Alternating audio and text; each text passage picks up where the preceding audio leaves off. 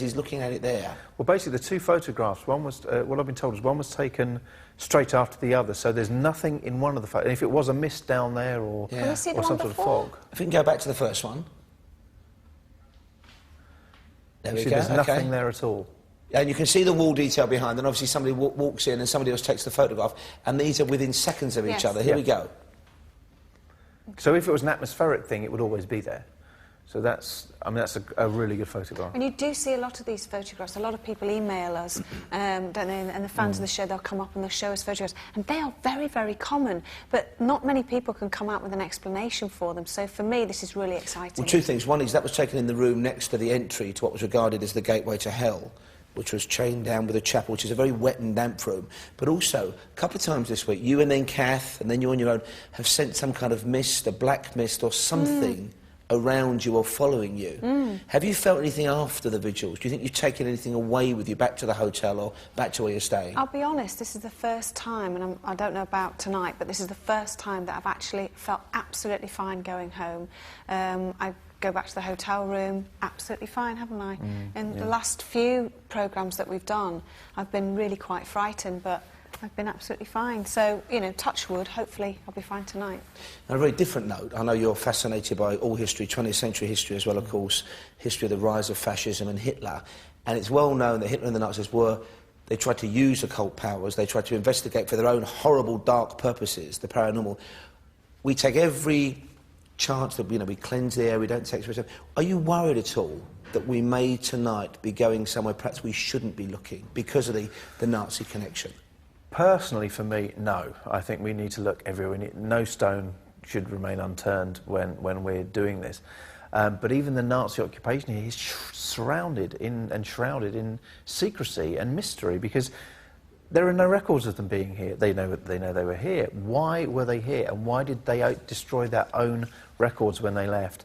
As you say, they were after the occult, they were interested in the occult, and we are on the entrance to hell. So what they were trying to do, we just need to unravel and try and see if we can get closer. And what we have got tonight is we've got a German Ouija board and a German interpreter. And, you know, we're going to see if there's any remnants, maybe some spirits, maybe a Nazi soldier or somebody still here haunting, find out what went on. OK, we've got lots of questions, as ever, from people watching at home, for which we're incredibly grateful. Let's start with Harold Strachan from Blackpool's question, if you'd be so kind. He says, do you think a spirit will only come through if you really want them to, or is there no control to the situation? Will they just present themselves whether or not you're calling for them? Do you want to answer? I think that if it is indeed the spirits of dead people we're talking to, then they'll only do what they want to do. I don't think you can force them to do anything. I think that there may be some situations where, with PK energy, where you can create it yourself, but that's something that you're creating, and then that's obviously to your own will. But I think they do what they want to do, really. Here's a great question from Paula in Yorkshire, Paula Nold. This is for you, Yvette. In fact, do you think you become a stronger or even a braver person because of what you've been through on Most Haunted and Most Haunted Live? Oh, that's a really good question. A stronger, braver person.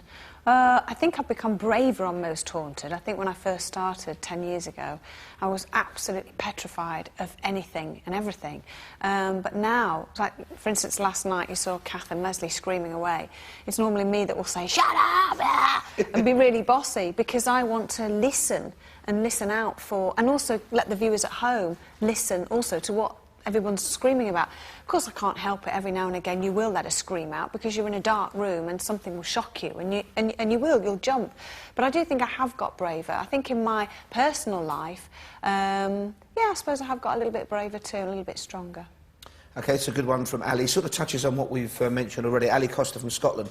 Last night the shaman cleansed the location. Do you ever worry, though, that you might open a door or portal that can't be closed?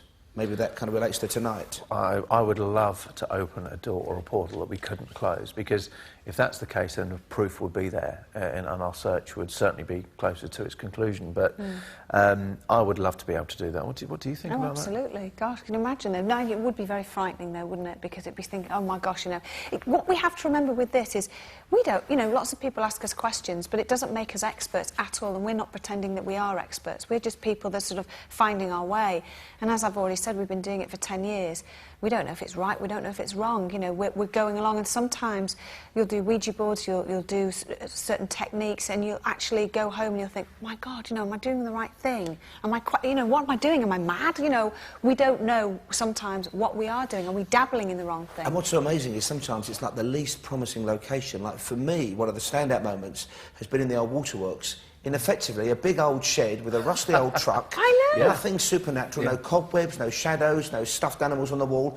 And that was an amazing burst of phenomena. That was incredible. It was unbelievable, and especially for you to feel that as well, to come and to sit in what was a broken down old lorry, and to get that stuff in there, the knocks, the bangs.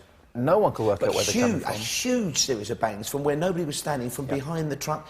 Doors flying open, you being pushed. I felt I was pushed around. Just an incredible... And again, just from nowhere. From an old truck. OK, final question. We'll squeeze this in. Thank you very much. Shauna, Jim and Rosemary from Northern Ireland. I hope you're watching tonight. I'm sure you are.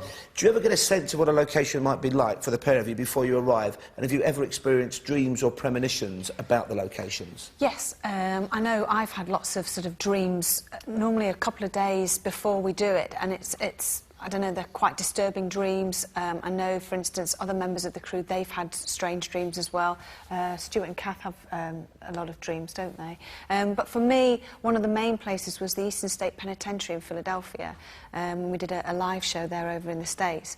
And that place, to me, I only had to look at a photograph of it, and I just knew we were in for trouble.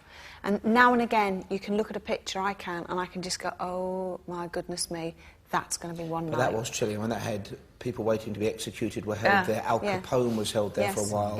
An incredible place. It's going to be an incredible night. Thank you both so much. Stay safe tonight. Thank you. You in particular, Carl. No silly risks tonight. It's going to be an amazing show. It's Most Haunted Live. It's our final night live from Czech Republic. We're about an hour and a half outside Prague, and the journey continues after this. Back soon.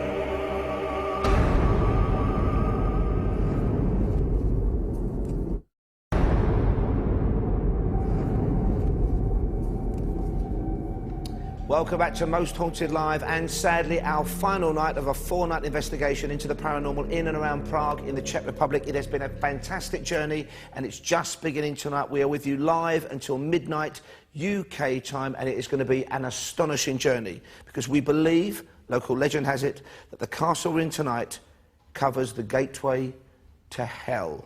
While you hold that thought, let me tell you how you can get involved, how you can get in touch with us and tell us what you see and sense. Over to Julian Clegg and his interactive team for more. Julian. Thanks very much indeed, Paul. And yes, if you have any thoughts on the gateway to hell, or perhaps you've been to Castle Huska and you have a story to tell, let me know during the evening. We'll pass on your messages. Just looking back to last night, before we go any further, we had over 3,000 sightings on the webcams last night. Brilliant. Lots of viewers reported seeing a white mist surrounding Carl when he was alone in the prison cell. It was a very active moment of the show last night. Many reported hearing sinister laughter, not just Yvette's laughter, but what happened during the show. And there was one particular dark male figure following the team during the whole of last night's investigation. So thank you for all your input last night. Interestingly, last night at close of play, I think we had 9,000 people on Facebook. Now there's 12,000 of you on the Facebook site. I'll tell you how to get involved in that in a few minutes' time as well. And as ever, I need you to get in touch and look at the webcams on the website, mosthauntedlive.net. Let's look at the map right now, tonight's map, Castle Huska. There it is, and let's go through the webcams tonight. Webcam 1, the chapel on the ground floor, of course, very significant that. The underground room, webcam 2. Webcam 3 this evening is in the attic room on the 3rd floor. And webcam 4 tonight is, there it is, in the piano room on the 2nd floor. Now let's go through the webcams now, and already we've got stories from you. Thank you for all of these, and let's look at webcam 1 first of all. That's the chapel over the gateway. You can see it there now. Already Georgia from LA in the United States. Hi Georgia. Saw a figure walk past the camera quite quickly there. Also other reports of figures on that webcam, so thank you. Keep your sightings coming on webcam 1 tonight. Webcam 2, let's move to that one now, the underground room. There it is, very dark that one at the moment. I can see a dark mist moving back and forth towards the camera. It says Phil from Liverpool. That's webcam 2 tonight, the underground room. Now webcam 3, moving on to that one in the attic. There it is. And Jordan in Middlesbrough saw a ghostly figure behind the door, swinging the door. I also heard singing on that webcam. That's Jordan, thank you very much. And moving on to webcam 4, the piano room. There it is with the